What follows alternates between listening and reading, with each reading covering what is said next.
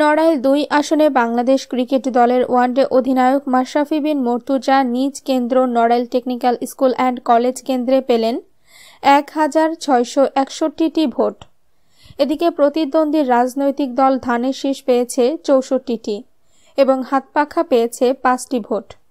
Narail technical school and college কেন্দ্রের presiding officer Sandhyarani Kundu বলেন, এখানে মোট ভোটার ১,৯৪৯ জন।